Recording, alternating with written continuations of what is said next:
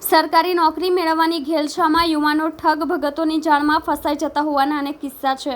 તેમ છતાં પણ અનેક યુવાનો હજી પણ સરકારી નોકરીની લાલચમાં લાખો ગુમાવી બેસે છે। આવો જ એક કિસ્સો નવસારી ટાઉન પોલીસના ચોપડે નોંધાયો હતો, જેમાં નવસારીના ઘેલાખડી વિસ્તારમાં રહેતી 31 વર્ષીય રિશિદા ઠાકુરે તપસ્યા નારી સેવા સમિતિના નામે NGO બનાવી તેની આડમાં અનેક નામી મહાનુભાવો સાથે ફોટો પણ પડાવ્યો હતો। તેના આધારે પોતાના કામ કઢાવવા માહિર બની હતી।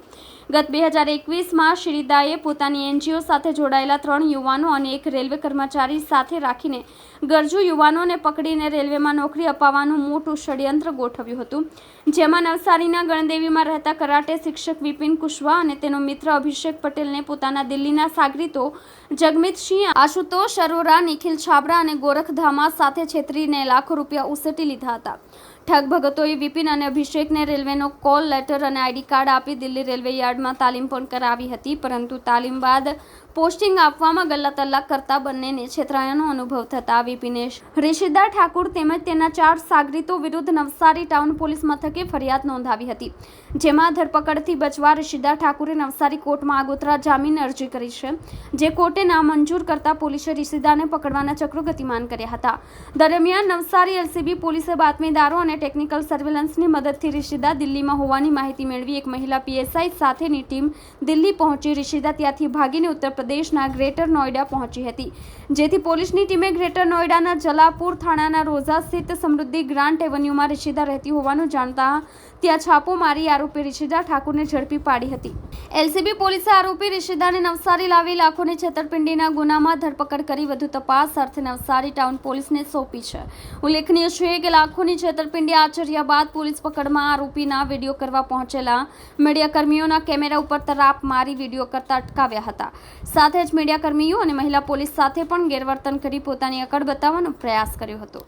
થોડા દિવસ અગાઉ નવસારીના ટાઉન પોલીસ સ્ટેશનની અંદર એક નોકરી બાબતે ચીટિંગ કરવાની ફરિયાદ દાખલ થઈ હતી।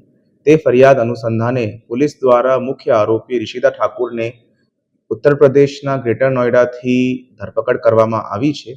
અત્યારે પોલીસની તપાસની અંદર એવી રીતેની ઉજાગર થયું છે કે આરોપી દ્વારા એક કાવતરું રચીને લોકોને બહેલાવી ફુસલાવીને નોકરી અપાવવાના બહાને પૈસા પડાવવામાં આવ્યા હતા। તેમના દ્વારા ફરિયાદીને કોલ લેટર પણ આપવામાં આવ્યો હતો અને દિલ્હી સ્થિત જઈને રેલવેના યાર્ડની અંદર એમને ઘણા બધા ઇક્વિપમેન્ટ બતાવવામાં આવ્યા હતા અને એવી રીતેનો માહોલ ઊભો કરવામાં આવ્યો હતો કે એમની રેલવેની અંદર ટ્રેનિંગ ચાલુ થઈ જાય છે। એ ટ્રેનિંગ પતાયા પછી એ જ્યારે પોતાના પોસ્ટિંગ માટેની જાણકારી કરવા માટે તજવીજ કરવામાં ફરિયાદી દ્વારા તજવીજ કરવામાં આવી હતી, ત્યારે એમના તરફ કોઈ પણ જવાબ આપવામાં આવ્યો નથી હતો અને આ આખું જો કેસ છે એ સામે ઉજાગર થયો છે।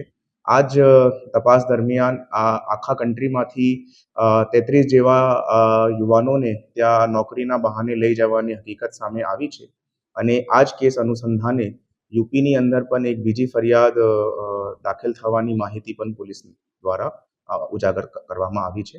બીજા આરોપીઓની શોધખોળ અત્યારે ચાલુમાં છે અને ટૂંકા સમયમાં એમની ધરપકડ કરવામાં અંદાજિત 30 થી 32 લાખ રૂપિયા નવસારીના ફરિયાદીઓ દ્વારા આ કેસની અંદર ચીટિંગ કરવાની હકીકત પોલીસ દ્વારા અત્યારે ઉજાગર કરવામાં